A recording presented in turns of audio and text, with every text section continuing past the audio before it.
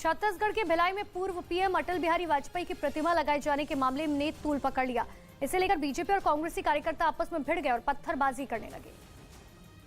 छत्तीसगढ़ के भिलाई में अटल उद्यान में पूर्व प्रधानमंत्री अटल बिहारी वाजपेयी की प्रतिमा लगाए जाने को लेकर विवाद खड़ा हो गया। इसे लेकर बीजेपी और कांग्रेस आमने सामने आ गई और बीजेपी और कांग्रेस के कार्यकर्ता आपस में भिड़ गए।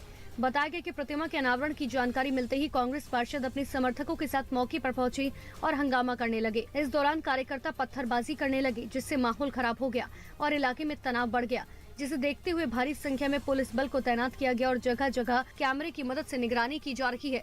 वहीं मामले को बढ़ता देख अगले आदेश तक अटल उद्यान को सील कर दिया गया।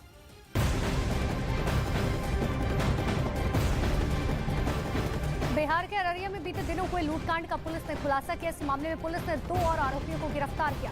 इस मामले में अब तक 7 लोगों की गिरफ्तारी हो चुकी है। पुलिस के अनुसार अब तक 30,67,500 ये अपने घर की छत पर ही फल और सब्जियां उगाते हैं। महीने का 40 से 50 हजार कमाते भी हैं। इनसे सीखना है तो फ्रीडम ऐप को अभी डाउनलोड करो।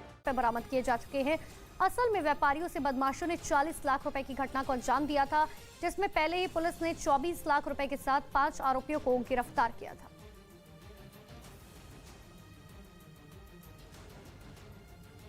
राजस्थान के चुरू से दिल दहला देने वाली तस्वीर सामने आई, जहां पेट्रोल पंप पर पेट्रोल भरवाने के बाद पेमेंट मांगने पर विवाद खड़ा हो गया और कुछ ही देर में बात मारपीट तक पहुंच गई। मारपीट की पूरी घटना पेट्रोल पंप पर लगे कैमरे में रिकॉर्ड हो गई, जिसमें दिखाई दिया कि कुछ लोग बाहर से आए और पेट्रोल पंप कर्मचारी की डंडे से जमकर पिटाई की।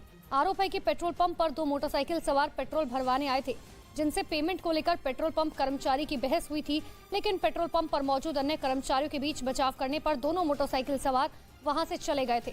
जिसके कुछ ही देर बाद वहां 2 से 3 मोटरसाइकिल सवार हाथ में लाठी और लोहे की रॉड लेकर पहुंचे और मारपीट करने लगे। हालांकि पुलिस ने आईपीसी की धाराओं में केस दर्ज कर मामले की जांच शुरू कर दी। मध्य प्रदेश के ऊर्जा मंत्री प्रद्युमन सिंह तोमर ने 66 दिन बाद चप्पल पहन ली। प्रद्युमन सिंह ग्वालियर में सड़कों की मरम्मत नहीं होने से नाराज थे, लेकिन जब सड़कों को ठीक कर दिया गया तो उन्होंने चप्पल पहन ली। उन्हें केंद्रीय मंत्री ज्योतिरादित्य सिंधिया ने खुद चप्पल देकर उसे पहनने का आग्रह किया। हालांकि जब सिंधिया चप्पल दे रहे थे तो उस दौरान वो उससे मांगते रहे, लेकिन सिंधिया ने खुद चप्पल को उनके सामने रखा।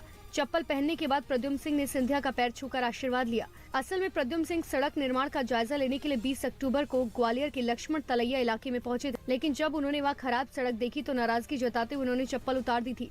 लेकिन अब जब सड़क का निर्माण हो गया तो उन्होंने दोबारा चप्पल पहन ली।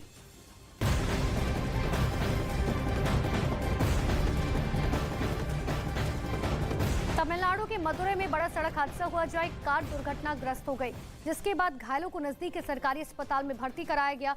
कई लोगों की हालत गंभीर बताई जा रही है। बताया गया कि 24 यात्रियों को लेकर एक कार कुंभकोण जा रही थी, तभी वो हादसे का शिकार हो गई।